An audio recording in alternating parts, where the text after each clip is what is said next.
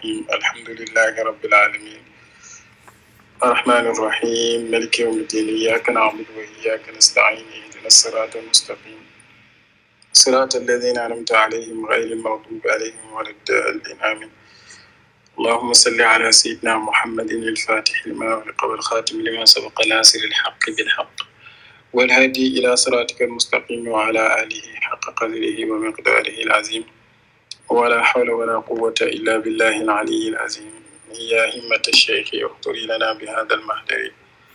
ولتأتي بنظرة تأتي لنا بالزفر وبعد السلام عليكم ورحمة الله تعالى وبركاته. kon nag tey ñu ngi war a ànd liirandoo suratul ixlaas yi muy saaru qul allahu ahad mu nekk saar boo xam ne saar bu ama solo la ku déglu tafsiru Cheikh Ibrahim Niass dana fa fekk lu bari ci ngëneeli saar wi ba sax xam naa ne mën nañoo doy loolu li fa Cheikh Ibrahim Niass wax waaye wax nañ ne saar wi dafay méng entièru alquran saaru ci boppam dafay méng entièru alquran loolu rek doy na ngir wane naka la dayam toll borom xam-xam yi nag yenn saa yi ñu taxaw ci loolu ne méngoo gi nga xamante ne moom la méngoo ñetteelu xaaju alquran du tekki ne ku niseroon jàng ñetteelu xaaju alquran bi bu jàngee benn xaaj bi mu doy ko donc loolu ci ngëneelam yu bari yi la bokk danañuy faral di wax ne bokk na ci ngëneelam yi ne moom suratul ixlaas yi ku ko jàng yàlla bëgg la danañ wax tamit yonent danay wax ne tamit ku ko ñaanee yàlla nangul la li nga ko ñaan bokk na ci ñaan yi nga xam ne yonent daana ko ñaan bala moo saar yi nga xam ne yonent daana ko jàng bala moo yonent sallallahu alayhi wa sallam daana ko jàng bala moo tëdd ci kaw lalam kon nag saar la boo xam ne saar bu am solo la. Cheikh Ibrahim Niass gis dégg ngeen ko ci firim bi bu mu koy firi dafa wax ne dana baax booy firi saar wi nga dugg ci quelques fasl moom fasl bi mu tàndoon bi ci njëkk mooy turam yu bari yi turu saar wi yu bari mu tegoon ci ngëneeli saar wi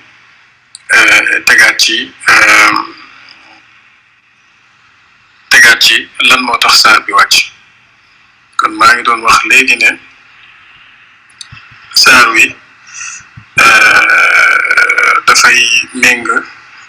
boo xaajoon alquran ñetti xaaj dafay méng benn xaaj bi. yonent sallallahu alayhi wa sallam wax na ci hadis bu wér di wax ne ayajizu ahadukum an yaqra fi laylatin sulus alqurani qaalu wa kayfa yaqra'u sulus alqurani qaala qul huwa allahu ahad taadilu sulus alqurani. yonent sallallahu alayhi wa sallam nee na ndax kenn ci yéen dafay lottal boppam mu jàng ci guddi gi entièru alquran gaa ñi ne ko waaw naka la nit di mën a jàng entièru alquran ci guddi gi mu ne qul huwa allahu ahad kese dafay méng ñetti entièru alquran.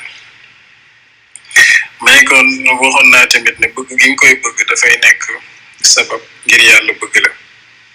ndax yonent sallallahu alayhi wa sallam sayyidatuna Aïcha radiyallahu anha nettali na ne yonent bi sallallahu alayhi wa sallam dafa am benn waay boo xamante ne daf leen mës a yónni ci pour ñu génn comme niñ daan génne saxaaba yi daan génne seen njiit li nag bàyyi sax mu ngi koy wax ci tafsir bi dafa daan def ak lu mu mënti jàngal saxaaba yi ci julli dana tëjee qul huwallahu ahad. bañ ñibbisee ñu wax loolu yonent bi sallallahu alayhi wa sallam mu ne nañ ko laaj yonent sallallahu alayhi wa sallam laaj leen ndax laaj ngeen ko lan moo tax muy def loolu waa ji bañ ko laajee mu ne li annaha sifatu rahmaani ndax saaru lixlaas moom mooy melakaanu yàlla wa ana uhibbu an aqraa biha moo tax man ma sopp di ko jàng ndax su ma ko jàngee rek daf may fàttali melukaanu yàlla wala daf may junj melukaanu yàlla yonent sallallahu alayhi wa sallam ne axbiruhu anna allaha yuhibbuhu wax leen ko ne ko yàlla bëgg na ko saaru lixlaas bokk na ci ngëneelam yi ne moom dafay waral nga am kaaraange ak protection ci bépp xay boo xamante ne dafa naroon a wàcc ci sa kaw sayyidatna Aïcha ba tey radiallahu anha wax na ne yonent sallallahu alayhi wa sallam bu daan waaj a dem ci lalam daana dajale ay loxoom jàng fa qul huwallahu ahad jàng fa qul a'udhu bi rabbil falaq jàng fa qul a'udhu bi rabbin nas tufli ko ci loxo mi masaa ko ci yaram bi yëpp daana ko def ñetti yoon ñu ne nag kon saaru lixlaas bokk na ci saar yi nga xamante ne dafay musal ki nga xamante ne moo koy jàng ci pexem seytaane yonente wax na ne qul huwa allahu ahad wal muawizatayni xiina tumsi wa tusbihu salaasa marratin takfiika min kulli shay yonente sallallahu alayhi wa sallam nee na saaru qul huwa allahu ahad ak qul a'udhu bi rabbil falaq ak qul a'udhu bi rabbin nas nga xëyee ak moom suba teeloo ko jàng ko ñetti yoon doy na ngir musal la ci lépp loo xamante ne xay la yonent sallallahu alayhi wa sallam dégg na benn waay muy wax ne allahumma inni asaluka bi anni ashhadu annaka anta allahu la ilaha illa anta al ahad as-samad alladi lam yalid wa lam yulad wa lam yakun lahu kufuwan ahad yonent wax ne والذي نفسي بيده لقد سأل الله باسمه الأعظم الذي إذا دعي به أجاب وإذا سئل به أعطى yonent dégg na benn waay di wax ne yàlla maa ngi lay ñaan ci kaw seede gi may seede ne amul benn yàlla bu dut yow mi nga xamante ne yaay kenn ki yaay jàppaaculi yow mi nga xamante ne ñëpp yow lañ jublu yow mi nga xam ne juróo kenn te kenn juru la yow mi nga xam ne amoo benn nend yonent ne maa ngi giiñ ci ki nga xamante ne sama bakken nekk na ci loxoom ñaanee na yàlla turam bu màgg ba nga xamante ne ku ko ñaanee rek ñu nangu sa ñaan te ku ko laajee yàlla dara yàlla jox la li nga laaj boo doon jàng xadis yonent bi sallallahu alayhi wa sallam da ngay fekk toujours mu jël ay ñaan yu foor wala ay tur yu foor wax ne lii mooy ismullahi al-azam borom xam-xam yi dañ ciy taxaw ne ngir nga màggal tur yëpp la waaye ismullahi al-azam bu màgg ba xam nañ ne ëpp na ñu koy ñaanee soxla kon nag suratul ixlaas yi te mooy turam bi gën a siiw wax naa sànq ne Cheikh Ibrahim Niass indi na ay turam ci tafsiram bi muy tafsir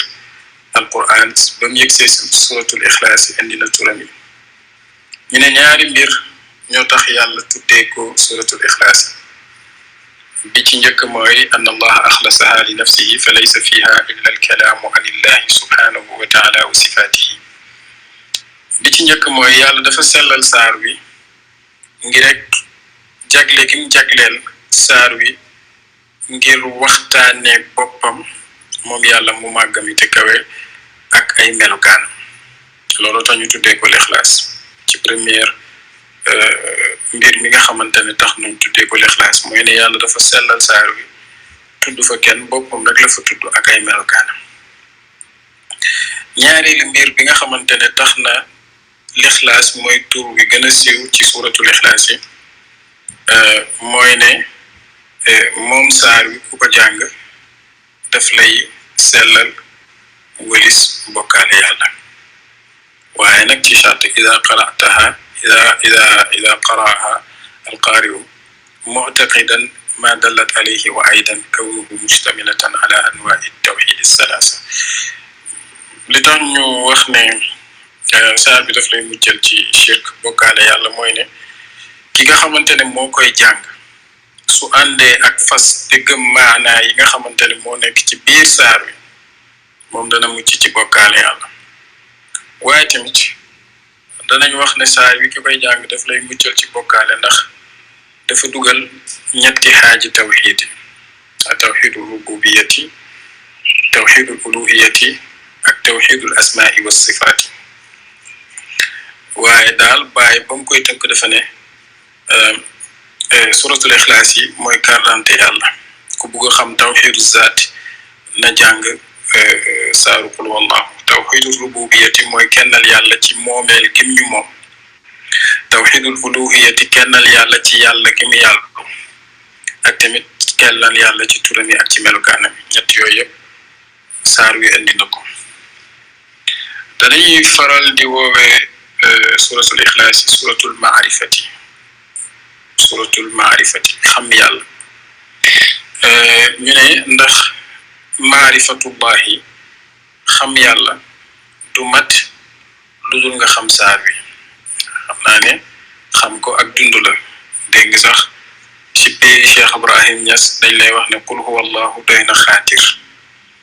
qul huwa allahu doy na xaatir maanaam qul huwa allahu rek ku bëggoon a mos dara ci kenn ki nga xamante ne yàlla nekk na ko kenn su ko toogoon di ko jàng di ko xalaataale rek bu yàggee rek dana tàbbi ci xolam luy mën a jur xam yàlla waaye dana gën a leer suñ firi saar bi ba mu jeex wax nañ ne Jaabir dafa am benn waay boo xamante ne moo netti leen dafa am benn waay boo xamante ne dafa jàng qul huwa allahu ahad rek yonante sallallahu alayhi wa sallam ne inna hada abdun arafa rabbahu kii jaam la bu xam boromam ci jàngim jàng suratul maarifati ñu ne loolu tax ñu tuddee ko suratul maarifa danañ ko woowee tamit suratul maxtar saaru teewuwaay bi ndax malaayika yi comme ni ko Cheikh Ibrahim Niass ande ci tafsiram danañ teew ngir di déglu bu ñuy jàng suratul ixlaas booy jàng suratul ixlaas yi xamal ne malaayika yi ñu ngi teew ànd ak yow di déglu sa njàng bi ngay jàng suratul ixlaas Cheikh Baye Kane loolu ñu fi wax benn bis ne buñ fàttee suuraale la ci gëm yàlla ponk yi gëm malaaka yi ci la bokk danañ ko woowee tamit moom al baraatu lu tax ñu ko woowee baraatu ndax yonent mas naa dégg benn waay mu koy jàng ba jàngee ba pare yonent teg si ne amma haada faqad bari'a min ash-shirki su dee waay si jàng suratul ixlaas ba pare moom na leen wóor na waa ji dañ ne ci bokkaale yàlla yonent wax na tamit ci beneen xadis ne man qaraa surata qul huwa allahu ahad mi'ata marratin fi salaatin aw fi gayriha kutibat lahu baraatun min annaar yonent nee na ku jàng suratu qul huwa allahu ahad téeméeri yoon ci julli wala feneen fu dul julli maa nga toog jàng ko yonent nee na danañ la bindal ma mucc boo mucc ci safara buñ ñëwee ci sababu nusul mooy lu tax saar wi wàcc sababu nusul boobu mënu nañ ko sax beral buntu comme niñ doon bi ñuy jàng introduction bi ci ilmu tafsir mënoon nañ beral sababu nusul buntu ngir xam moom ban taxawaay la taxawee sababu nuzul biñ ko waxee mooy lan moo tax saar wi wàcc cause bi tax yàlla wàcce saar wi cause bi nag tënkut dégg giñ mën a dégg li saar wi di wax maanaam duñ ne saar wi li moo tax mu wàcc rek bu loolu weesoo rek kenn dootu ci mën a dégg dara waaye sababu nuzul bi dafay gën a mën a leeral sa dégg-dégg ci biir aaya bi moo tax dañ koy woowee outil lañ koy woowee al aala outil lañ koy woowee duñ ko woowee xam-xam ci boppam outil la rek pour mën a def tafsir bu convenable ab daxaak dafa nettali ne mushrikuune yi dañoo mës a yónni ci yonante bi sallallahu alayhi wa sallam Amir ibnu Tufayl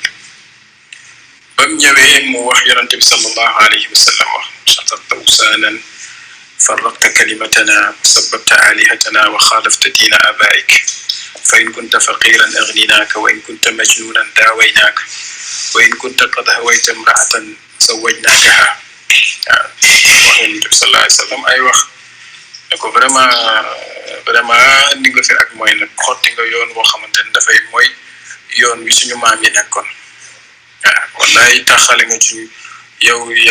wute nga ak lañ daan wax ñun saaga nga suñu yàlla yi te wute nga ak sa diinay baay waaw bu fekkee ne lii nga def nii nag ñàkk moo tax nga def ko ñun mën nañ laa jox lu la satisfaire lu la jëlee ci ñàkk su fekkee da ngaa dof wax ñu boog ñu faj la waaw su fekkee da ngaa bëgg takk ci soxna yu rafet yi rek moo tax ngay fent ay wax ñun mën nañ laa takkal ki nga bëgg ñu takkal la ko fa qaala rasulullahi sallallahu alayhi wa sallam yonent daal la wax ne lastu bi faqirin wala majnunin wala hawaytu imraatan ana rasulullahi ad'ukum min ibadati al asnaami ila ibadatihi waaw mu ne leen man ñàkkuma ba ngeen war maa oomal dofuma tamit ba ngeen war maa faj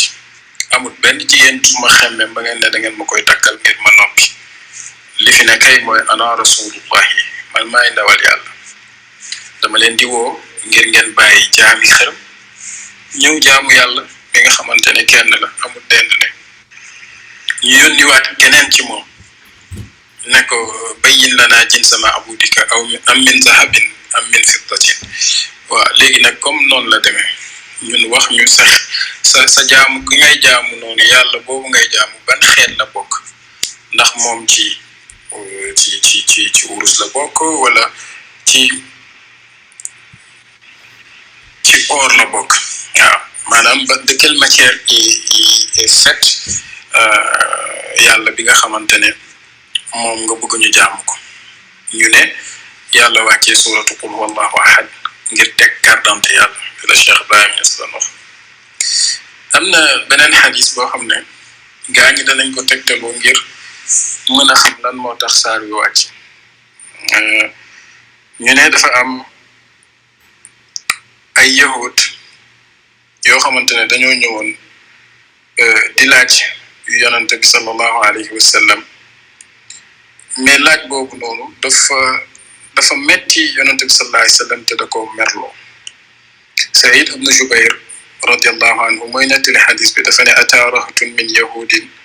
rasulallahi sallallahu alayhi wa sallam fa qaalu ya muhammadu hada allahu xalaqa alxalqa fa man xalaqahu gaa yi dañoo ñëw mbooloo ci yahudi dañoo ñëw ne yonante bi yow sa yàlla ji nga wax ne moo sàkk mbindaafoon yi moom ku ko sàkk ñu ne yonante sallallahu alayhi wa sallam daal di mer dafa mer ba couleur am changé waaw nag Jibril daal di ñëw dalal yonante bi sallallahu alayhi wa sallam ne ko xafit alayka ya muhammadu ba mu ko dalalee tontu ñëw jóge ci yàlla di wax yahudi yàlla bi ngeen di wax moo sàkk mbindaafoon yi ku ko sàkk moom lii mooy carte d'identité waaw kon kenn sàkku ko te moo sàkk lépp am na yeneen boroom xam-xam yu wax ne saar bi dafa am ay nasaraan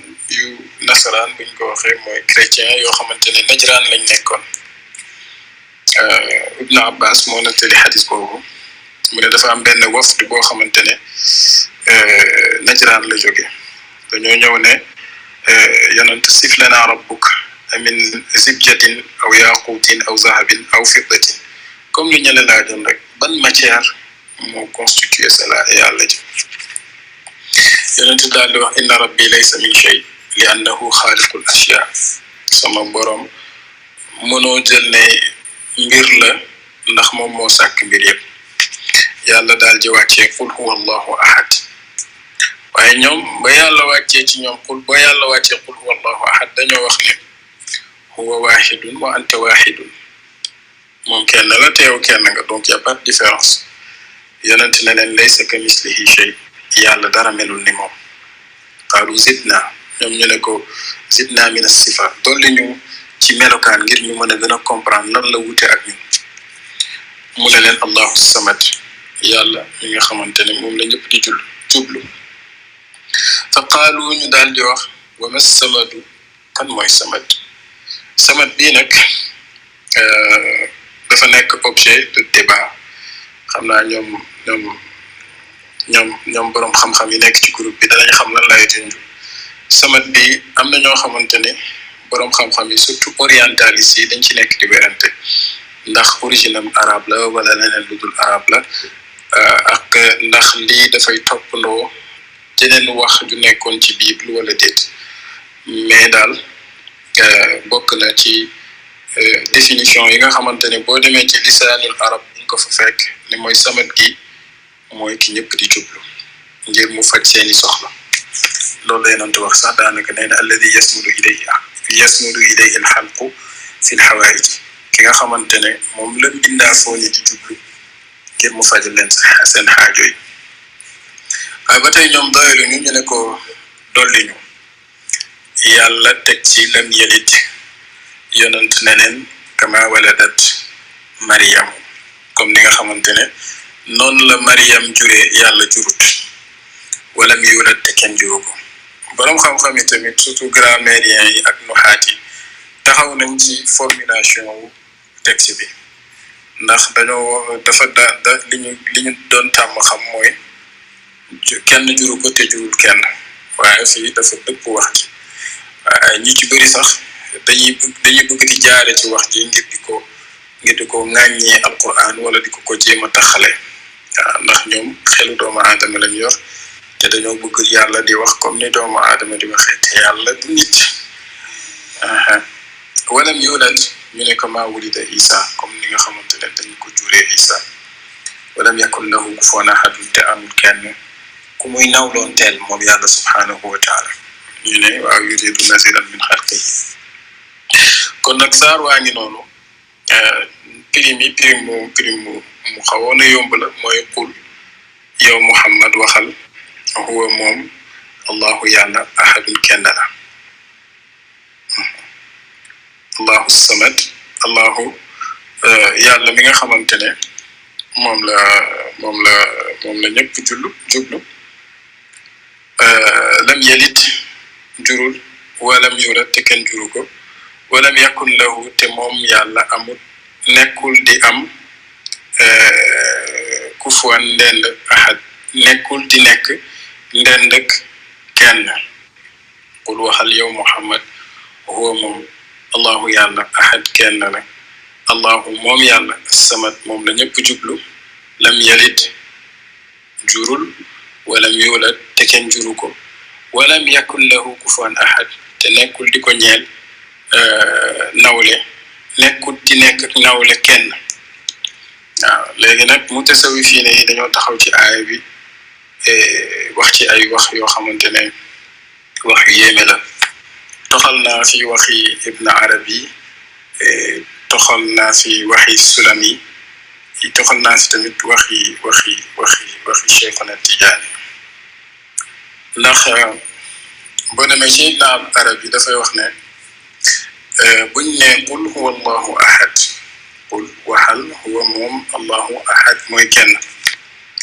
mu ne amrun min aynil jam'i waaridun ala madhari tafsili huwa ibaratun an alxaqiqati alahadiyati alsarfa ay zaatu min xaysu hiya bila ictibaari sifatin la yacrifuha illa huwa wallahu badalun minhu wa huwa ismu zaati مع جميع الصفات دال بالإبدال على أن صفاته تعالى ليست بزائدة على ذاته بل هي عين الذات لا فرق إلا بالاعتبار العقلي ولهذا سميت سورة الإخلاص muy wax lu yéeme xam naa ñi mën a dégg rek ay dégg ala kulli xaal mënut ñàkk ci suratul Ixlaas mu ne qul waxal yow Muhammad ne moom allahu moom allahu ahad kenn la waaye mu ne allahu yàlla soo ko buggee dégg-dégg mu ne amrun mbir la moo xamante ne min aynil jam'i mu ngi dëkkee ci aynul jam'i balluwaayu mbooloo maanaam foo xamante ne te xalikoo amu fa kenn la koo xamante ne dafa tëju génnut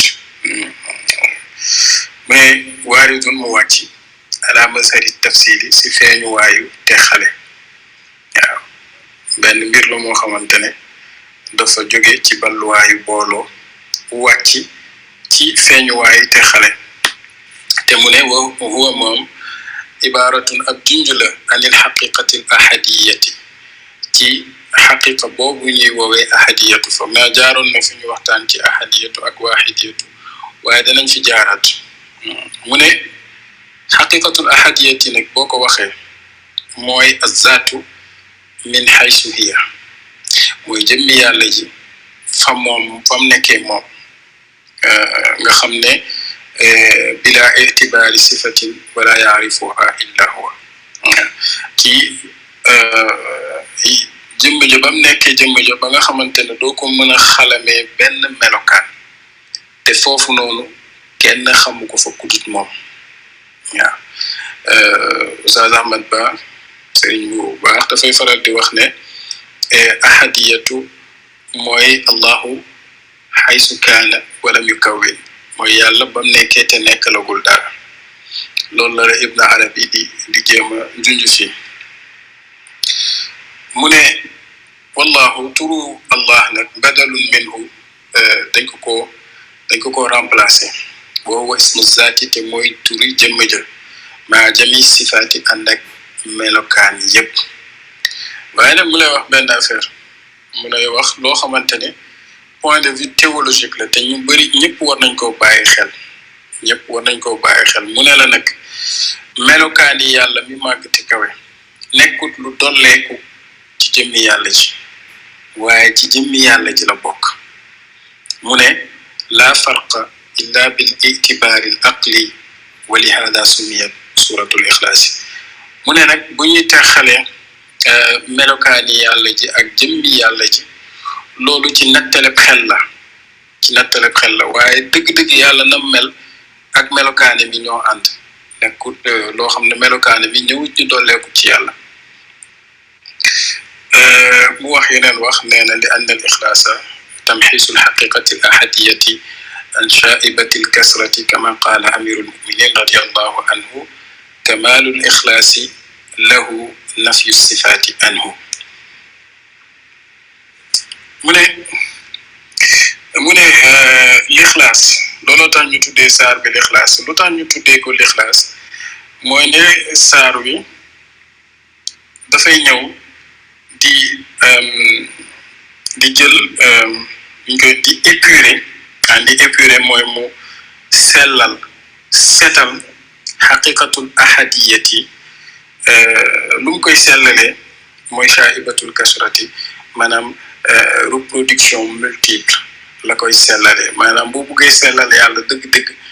il faut nga delloo ko ci ahadiyatoom nga fa nga xamante ne dara dugg fa dara génn fa maanaam boo buggee sellal yàlla dëgg-dëgg il faut nga dellu foofu mu ne nag Seydina Ali radiallahu anhu daana wax ne kamaalul ixlaas yi dëggi lixlaas mat lixlaas bu mat sëkk mooy nafyu sifaat yi moo nga effacé melokaan yi anhu ci moom nga delloo ko ci zaatoom gu kawe googu nga xamante ne foofu xel mënu faa dugg ba di ko comprendre li Cheikh Tidiane di wax ci jawahiri maani waaye moom mu ngi lay waxal ne li shahadati kulli sifatin annaha ghayrul mawsuufi wa shahadati kulli mawsuufin annaha ghayru sifati waaw mu ngi lay wax ay wax yu yéeme nag waaye mu ne nag nga mel ni nga xool melokaan yi ñu wuute ak kañuy melal waaye nga gis melokaan yi ñu wuuteeg meloo waaw loolu nag ay wax la mu ne am na ñoo xamante ne buñ lay waxal melokaan yi yàlla yi dañ lay wax ne te lii lu neex dégg la ngir taalibe bàyyi alhamdulillah mu ne buñ ne laa huwa wala huwa wala xayruhu laa huwa xayruhu wala huwa aynuhu buñ ñu koy waxal ci péyu Cheikh Ibrahim Niass yonent du leneen lu dul yàlla waaye du moom mooy yàlla yonent du leneen lu dul yàlla waaye du moom mooy yàlla léegi rek Ibn Arabi daf ñuy jox grille d'analyse pour ñu comprendre wax jooju mu ne am na ñuy wax laa huwa wala gayruhu mu ne ay laa huwa bi itibaari al aqli wala gayruhu bi xasabi al xaqiqati mu ne du moom su fekkee ne danga koy natt ci sa xel bi waaye du leneen lu dul moom su dee danga koy delloo ci xaqiqatul ahadiyati loolu nag ku ci mën a xuus rek na ci xuus comme ni mu ko bëggee nga dem ci Sulami daf lay wax ne mazharu tafsil te mooy feeñuwaay texali ko mu ne daf lay junj benn sirru boo xamante ne ma ngay feeñ ci biir wax ji yàlla wax ne shahida allahu annahu la ilaha illa huwa wal malaikatu wa ulul ilmi mu ne fa ka annahu yaqul dafa mel ni yàlla dafay wax ne ana shahidtu bi wahdati lhuliyati fi maqaami aljam'i fashhad anta bi tilka alwahdati fi maqaami alfarqi li yudhira sirru alahadiyati waaw lu dese dégg waaye nañ fi rek te dem mu ne texale bu mu lay texaleel entre jóge gi zaatu wala boobu jóge gi ngay jóge ci ahadiyatu ñëw ci waahidiyatu dafay feeñ ci mbóot mi nga xamante ne yàlla wax na ne shahida allahu yàlla ci boppam seede ne annahu ne moom laa ilaha illa huwa amul benn yàlla bu dut moom wal malaikatu malaayika yi tamit seedañ ne amul benn yàlla bu dut moom wa ulul ilmi borom xam-xam yi tamit seede nañ ne amut yàlla bu dut benn yàlla bu dut moom mu ne fa ka annahu dafa mel ni yaqulu moom zaatul aliyati dafay wax ana shahidtu man maa ngi seede bi wahdatil huwiyati ci kennuk kutitéem la ko philosophie di wooye waaye kennuk nekkam nga moomam nga huwiyatu mooy moomam nga nekk huwa fi maqaamil jam'i ci maqaamu jam mooy xaqiqatul ahadiya fashhad yow na nga seede yaa Muhammad ndax moom mooy buruuju tajalli zaati awwali abidin wa wasitati al ahwali fi al qabdi wal basdi mu ne yow Muhammad seedal bi tilkal wahdati ci nekk googu yàlla nekk kenn fi maqaamil farqi ci maqaamam te xaliko lii zuhira sirul ahadiyati ngir mu mën a feeñ mbootam ahadiyatu kon du gandan maxfiyan lam oraf nekkoon trésor bu ñu kaste kenn mënu maa xam dama bind dara ngir ñu xamee ma ci loolu mu ne ci formulation texte bi nag am na ci loo xam ne mënoon nañ ci nekk di ci waxaat xabarul mubtadi nangam ba mu jeex waaye nag jàppal rek ne saar wi mu ngi lay junj bu leer moo tax dëgg-dëgg mooy carte d'identité yàlla différence bi nekk entre ahadiyatu ak waahidiyatu Ibn Arabi mooy wax ba tey ci tafsiram mu ne al ahadu huwa zaatu wahdaha bila itibaari kasratin fiha waaw nee na bu ñu waxee ahadiyatu mooy jëmmi yàlla ja moom kese nga xam ne doo fa nattable bari ndax jëmmi yàlla ji kese fa nekk mu ne nag wal waahidu huwa zaatu maa itibaari kasrati sifaati wa hiya alxadratu alasmaiya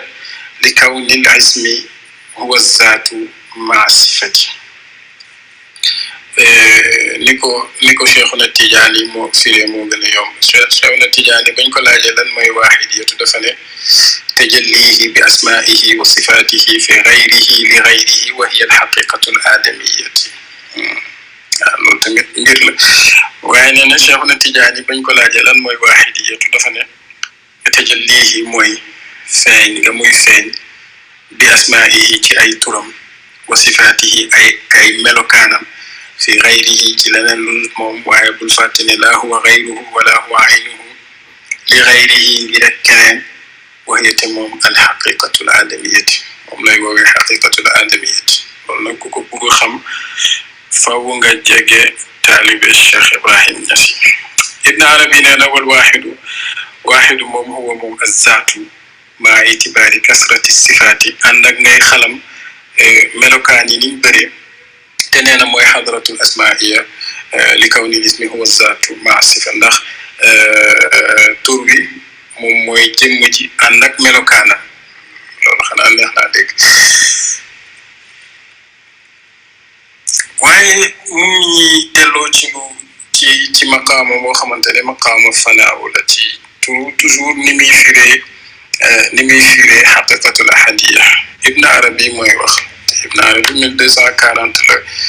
génne na àdduna nee na alkasratu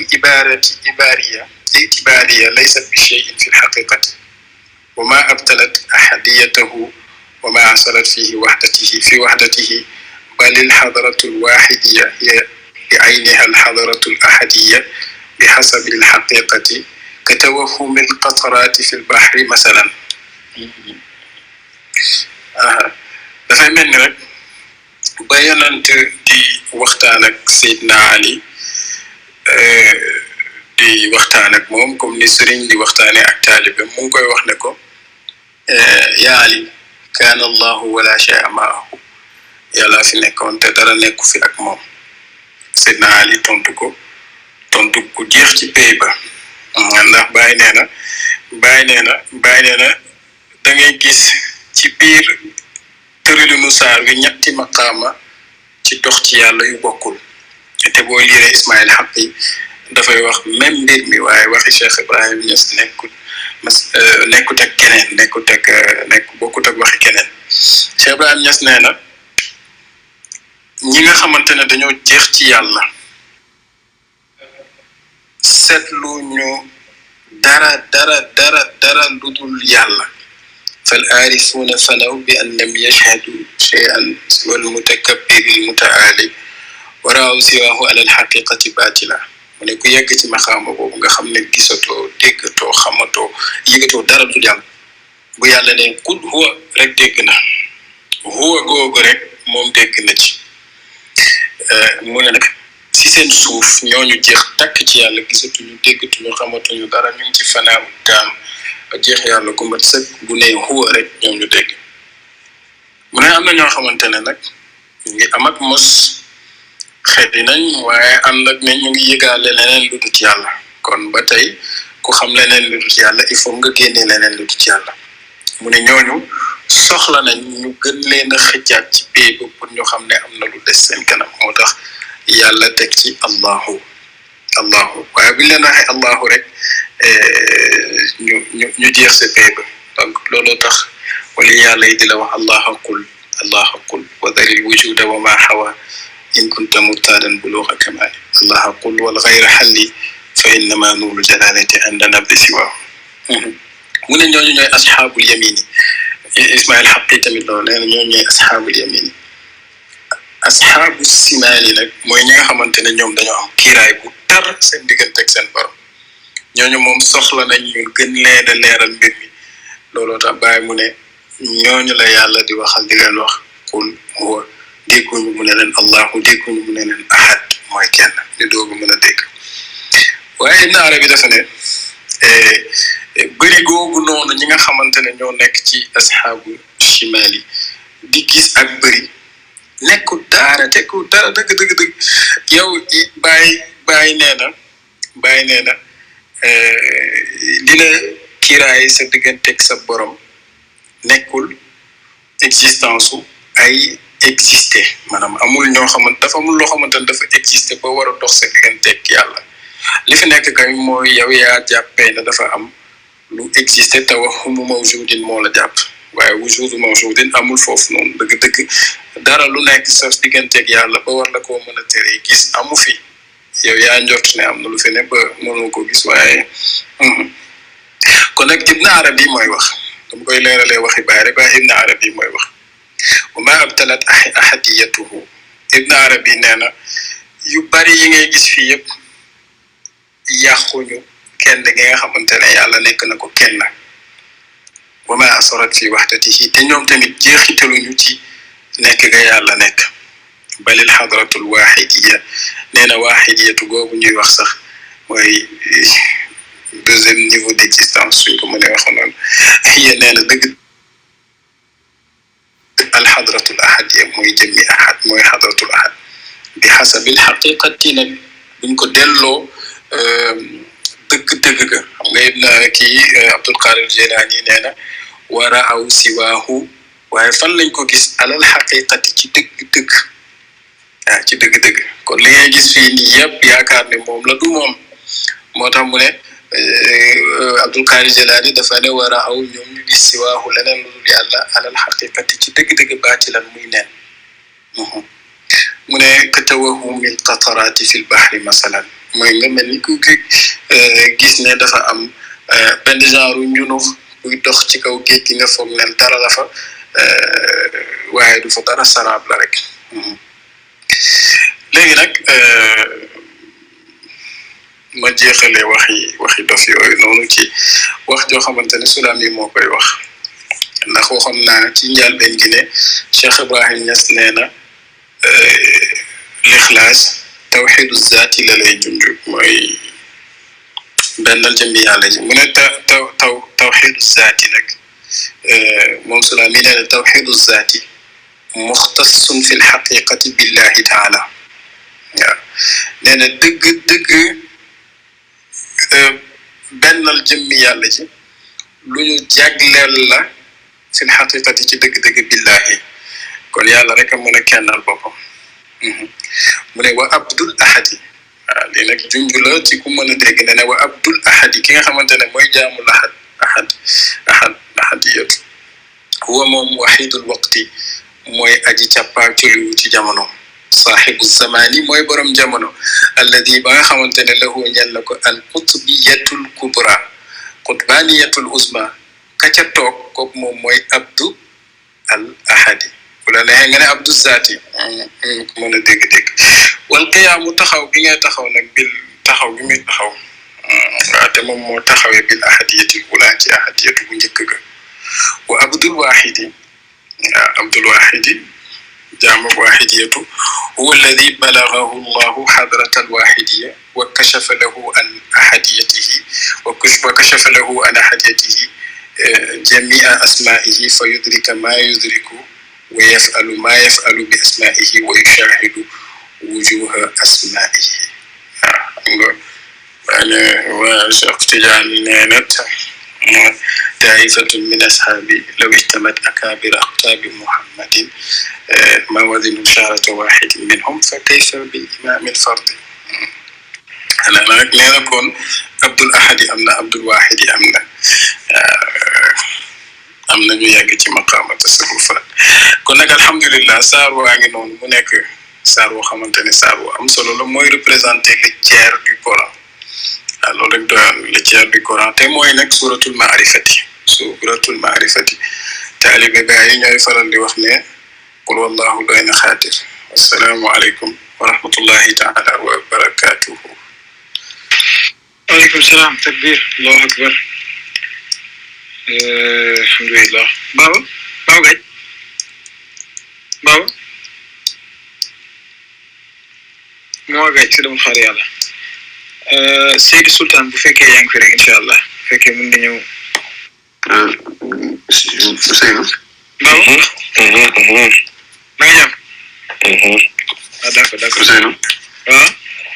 gisoon naa Cheikh Ibrahima Cissé mu woon ci sama dëkk perte naa ko def ko moom Cheikh Ibrahima Cissé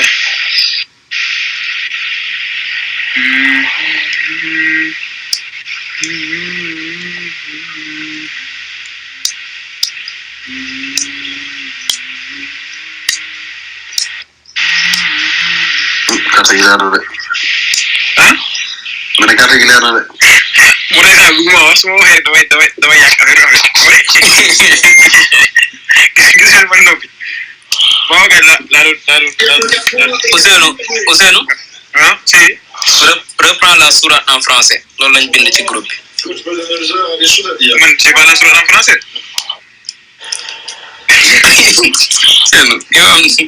Ousseynou reprends la sourate en français man c'est pas yow dafay dugal quoi Aada Barham mën na la kay yónnee léegi ak efficace Aada Barham yónnee ko seen dinaa bàyyi toog si kaw parce que da ngeen may tay rek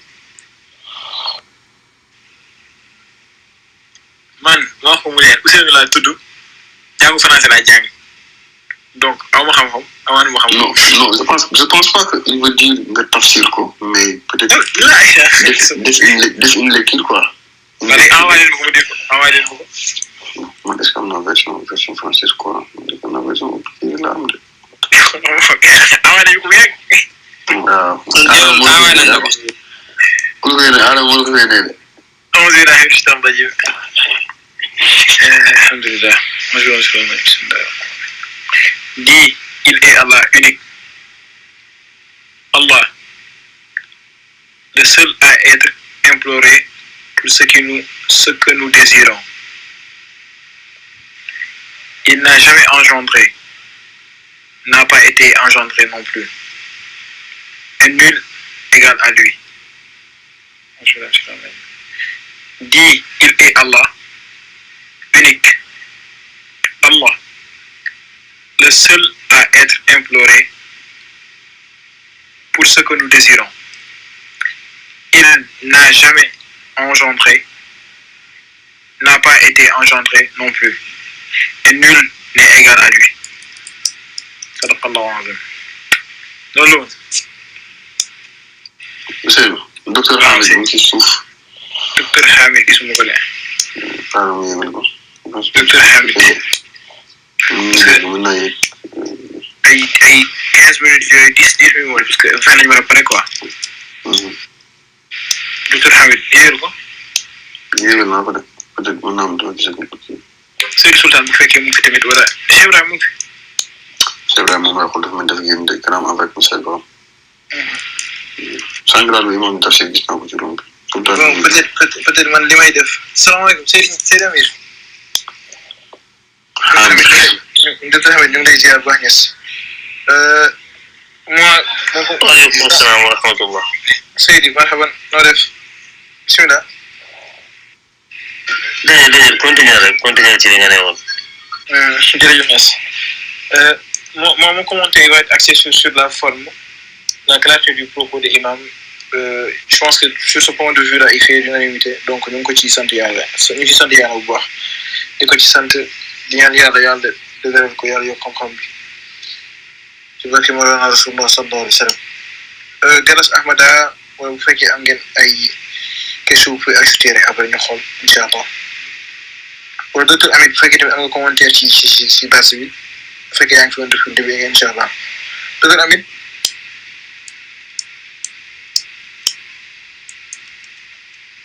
docteur Amid bisimilah bu fekkee yaa ngi. Fatou continuer maa ngi woon gaa ci diversifié mais continuer ci li nga nekkee ba pare.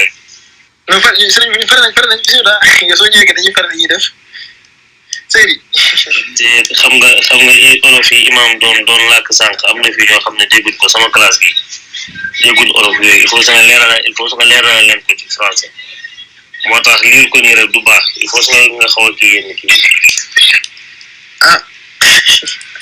imam Sarr imam Kaay Ahmad wala imam loolu yaa na imam moo si gën a wala Galas. waaw Fafir. Galas mën na ko def. dama am problème connexion.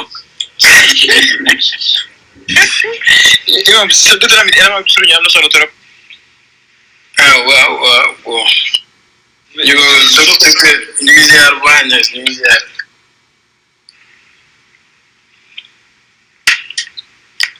C'est vrai qu'il y a des personnes qui demandent qu'on le fasse en français. Donc on a essayé de traiter la sourate sous deux angles. Un angle purement exotérique qui parle de tout ce qui a été dit par le prophète sallallahu alayhi wa sallam sur les mérites de la sourate, sur les causes qui ont engendré sa descente sur nous, sur toute l'humanité entière. Donc on a essayé de parler des différents noms que pouvait avoir la sourate.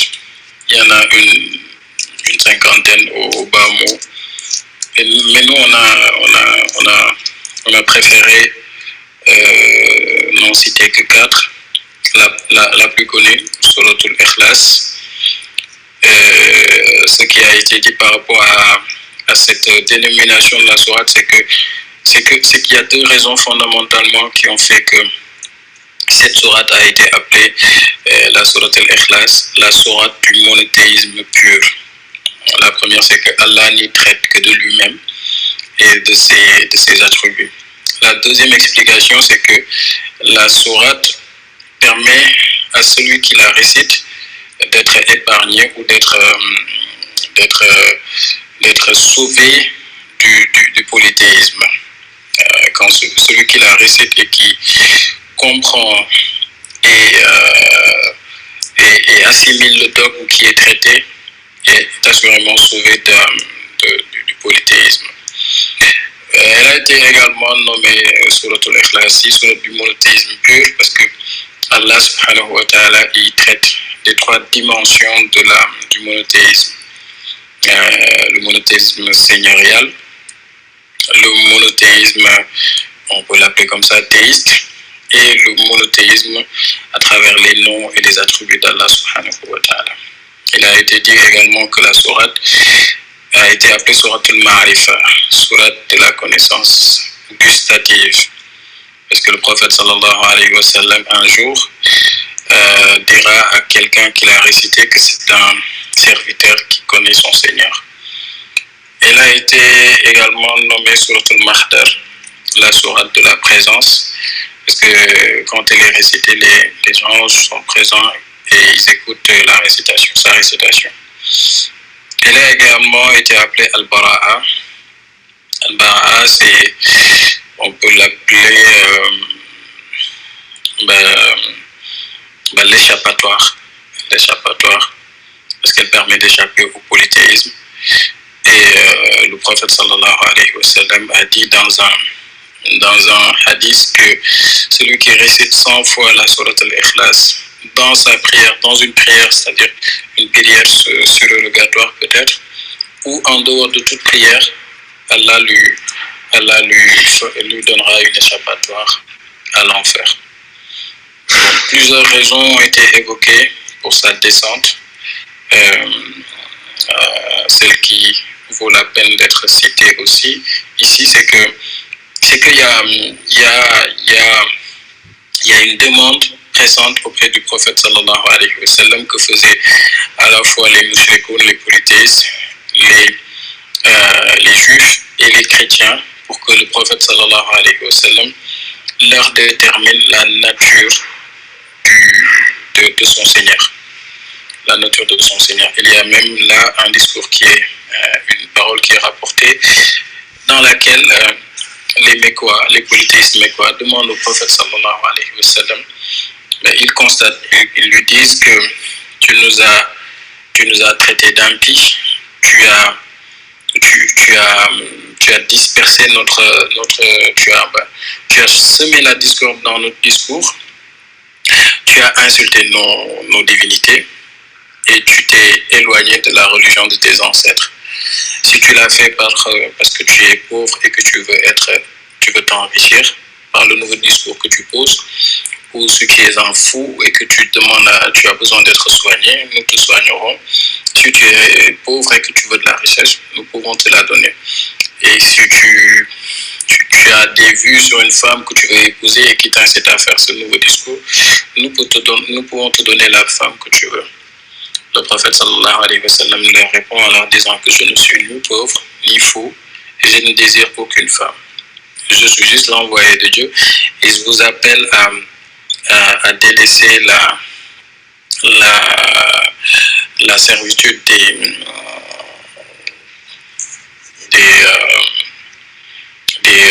symboles et des divinités que vous avez vous-même fabriquées, pour vous appeler à l'adoration d'Allah subhanahu wa ta'ala. Ils ont envoyé une deuxième personne qui lui demanda de leur dire quelle est la nature de la divinité qu'il adore désormais. Et c'est ainsi que la sourate al-Ikhlas a été envoyée. Dans un autre hadith, c'est les Yahoud, c'est les Juifs qui demandent au prophète sallallahu alayhi wa sallam de leur donner la nature d'Allah. Dans un dernier hadith, c'est les chrétiens. Et donc, on a, après ça, essayé de faire la traduction de la sourate, la traduction du sens général de la sourate. Et ça a donné ce que Hussein vient de dire. C'est Allah qui donne injonction au prophète sallallahu alayhi wa sallam de dire qu'il est un et qu'il est unique. Que c'est lui Allah et qu'il est l'unique. Et que c'est vers lui que tout le monde se tourne pour chercher refuge, pour chercher protection. Il n'a pas engendré et il n'a pas été engendré. Et il n'a pas de semblable parmi la créature. Et donc on a essayé de développer le sens spirituel supposé de ce texte-là. On a cité des textes dont il serait difficile de donner toute la quintessence ici, mais le propos a tourné autour de la différenciation fondamentale qu'il fallait faire entre l'unicité et l'univocité. L'univocité, c'est l'unicité à l'état absolu, un Dieu inconnu et méconnaissable parce que il s'est pas encore dévoilé à la création. Et quand il se dévoile à la création, il passe de l'état d'univocité à l'état d'unicité. Donc on a essayé de développer ça en long et en large. Mais voilà. Allah dans sa dimension de Ahadiyya est méconnaissable, et quand il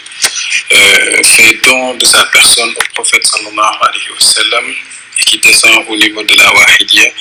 il devient objet de connaissance. C'est ce qu'on a essayé de développer. Je ne sais pas si j'ai été fidèle à ce que j'ai dit en Wolof, mais c'est à peu près ça. Inch'Allah, je pense que le résumé a été aussi clair que l'exposé. Docteur Hamid? Yes. Docteur Hamid dafa am appel. Bon, Babou Gaye. Babou bu fekkee pare nga rek certainement dañuy war a yéegal ñenn ñu tari surat bi comme ni ko imam waxee woon sànq. Umu Hélène s'il te plaît. Umu Hélène ak kan? Siddiq. Umu Hélène ñëwal tari ak Siddiq ak kan? Ahmada? Sëriñ. waaw. Umu Hélène la tànn Siddiq ak Ibrahima. Ibrahima, le meilleur élève de la classe. Ak Fatima. Fatima ban? Fatima kan. Fatima si nekkul di jàng wala mu tëddi.